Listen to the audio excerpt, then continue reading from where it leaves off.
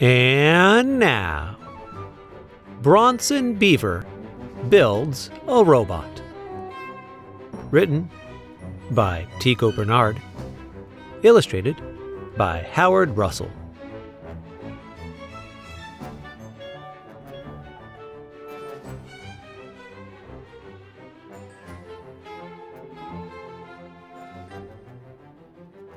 Chapter number 1. Beaver Valley Lodge. Hidden somewhere deep within the great forest lived Bronson Beaver, a small and industrious 13-year-old aspiring inventor with messy brown fur, an imagination as big as the baggy red hoodie he wore, and the determination of, well, a beaver. Bronson loved to do two things: build cool stuff and hang out with his best friends, Franny Fox and Myron Mink. Bronson lived with his parents in a massive 12-room, 2-story log cabin called the Beaver Valley Lodge. Surrounded by a web of gurgling streams, snow-capped mountains, towering pine trees, and lush green meadows, the Beaver Valley Lodge was not only Bronson's home, but also the central hub of the most popular wilderness resort in the world. It was visited each year by a parade of wild and eccentric adventurers seeking its fresh air, dreamlike vistas, never-ending hiking trails, and sparkling salmon-filled waters. Owned and operated by Bronson's family for over 150 years, the Beaver Valley Lodge was originally designed and built by Bronson's pioneering ancestor, Barrett von Beaver, who wanted to help protect his furry brethren in the forest by providing them a safe refuge from the harsh winters. The lodge itself and the surrounding wooden acres of Beaver Valley soon became a family heirloom to be passed down through the generations. Bronson's parents, who are now in charge of managing the lodge and maintaining the land, would one day pass it down to Bronson and his future family. But until that day, Bronson was responsible for helping with any odd jobs around the lodge and providing maintenance for the lodge's complex network of century-old dams. But Bronson didn't want to be stuck in the same neck of the woods his whole life, following his elders' webbed footsteps of managing an old lodge. No. Instead, Bronson dreamed wildly about becoming a great inventor and getting out of the woods of Beaver Valley to explore the world, which wasn't really all that wild of a dream because Bronson indeed was a remarkable inventor and master builder with a gift for creating just about anything he could imagine. However, with this ever-increasing number of new responsibilities around the lodge, Bronson felt like he never had any free time to hang out with his friends anymore. But that was about to change because Bronson was about to make his most brilliant invention ever, which was sure to change his life and allow him to have more fun with his friends and do less tedious work around the lodge. Chapter number 2. What's the big idea? It all started one spring evening. After finishing dinner and his final chores of the day, Bronson raced to his bedroom, closed the door, launched his favorite video chat app on his desktop, and called up his two best friends. Franny and Myron quickly answered and popped up on his computer screen in separate windows, eagerly waiting to play their favorite video game, Zombie Fight. Bronson's gamer buddies were also tech-savvy, aspiring inventors like him. Franny Fox was a soft-spoken coder with a big, bright smile, bushy orange tail, and a love for writing apps and wearing flannel shirts and knit beanies. Myron Mink was a loud and hyperactive mechanical gadget-building expert with stark white fur and a long, skinny neck, who wore an old grease-stained trucker hat and mechanic shirt like a badge of honor. And whenever all three of them worked together, they were an unstoppable creative force from nature. "You ready to play, bro?" asked Myron. "Yeah." "Are you all done with your chores?" asked Franny. "Yes, finally," Bronson replied. "Sweet! "Let's do this!"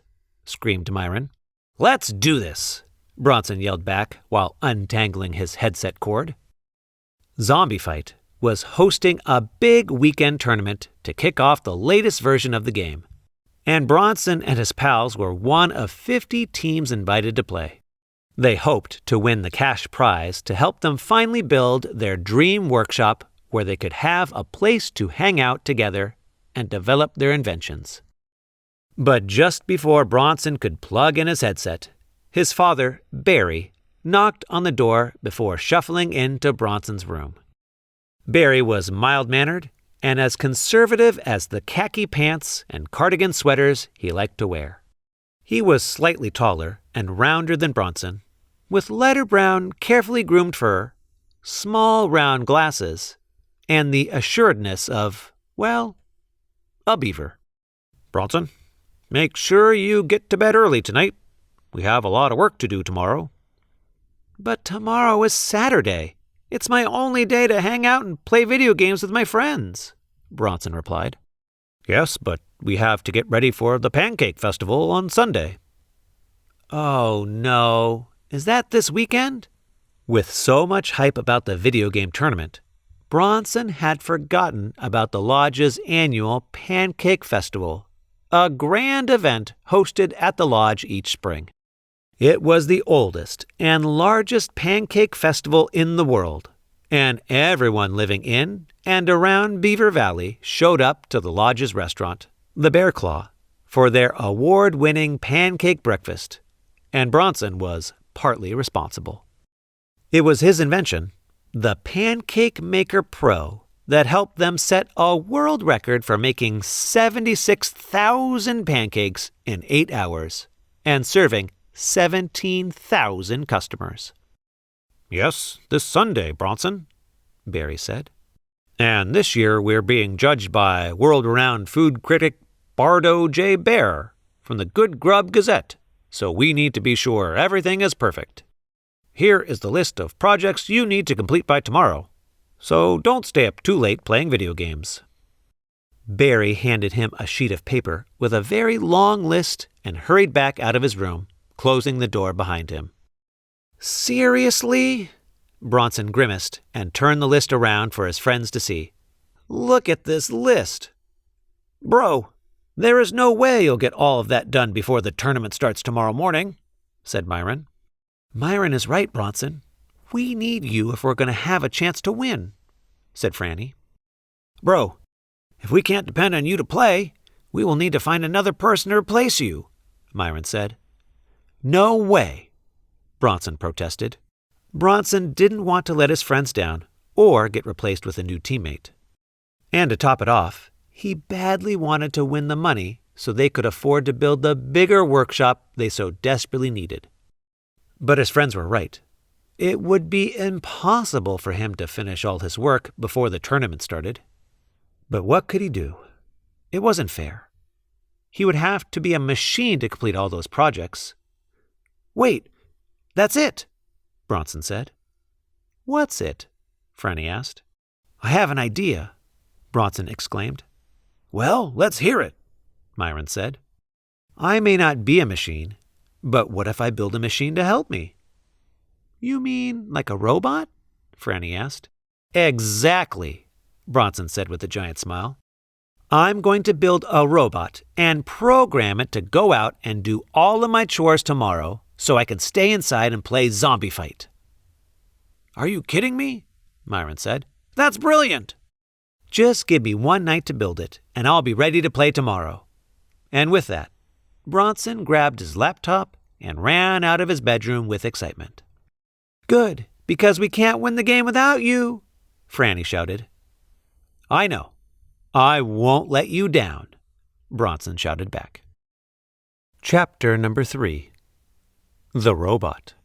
Bronson quietly moseyed past his parents, who were busy downstairs discussing the Pancake Festival, and hustled outside to the old tool shed behind the lodge. The tool shed was a dark, cramped, and dusty space packed tightly with a massive pile of old junk on one side and a stockpile of freshly chipped wood on the other. The tool shed was where Bronson and his friends tried to work on their inventions. But it was proving to be too small and crowded now, which was a big reason why they wanted to build a totally new space. The wood pile in the workshop included a variety of maple, aspen, and willow wood, which had all been cut down, debarked, and gathered by Bronson himself. Most of the wood was used for repairing the lodge and nearby dams, but Bronson and his friends also used it, along with the junk parts, to make their inventions. Myron was responsible for discovering most of the random items in the junk pile. Since he lived down in the valley close by the town market and was the only one from the trio with a vehicle or license to drive, he would frequently patrol the alleys and back streets of all the merchants' shops and residents' dwellings in the village, hunting for any discarded materials that his wild imagination fancied, which was just about everything. Bronson didn't have much time to build his robot, only 3.5 hours, and then it would be bedtime, which meant his parents would be stopping by his bedroom to check on him. But for Bronson, unlike your average builder who might need a whole day or two, this would be plenty of time to get the job done. So, with no further delay, Bronson began sifting through the cluttered tool shed to find the perfect parts to build his robot. He flipped open his laptop and searched for an old, unfinished robot design he and his friends had once started to develop. He studied the diagram and combined pieces of wood and a range of random junk parts to assemble the robot, including old computer parts, car parts, home appliances, electronic circuits, old springs, rusty pipes, metal gears, sheet metal, stereo speakers, and squeaky wheels. As the hours passed by, Bronson hammered, cut, glued, soldered, twisted, scrapped, screwed, bent, pried, adjusted, tweaked, programmed, and tested out his new creation. He installed a rechargeable battery and computer drive that Myron had built inside the robot's solid log body made from a maple tree to give it life, and an AI program that Franny had developed to make the robot smart. And after attaching 2 sturdy arms and legs made of aspen, and hands and feet intricately fashioned from short, flexible willow branches, Bronson's new helper was finally complete. Bronson flipped the robot's power switch on, and the blank screen on its small, beige, computer-monitored head flickered on, displaying the robot's bright blue face and white, pixelated eyes and mouth. "Hello," said the robot with a smile. "It's alive!"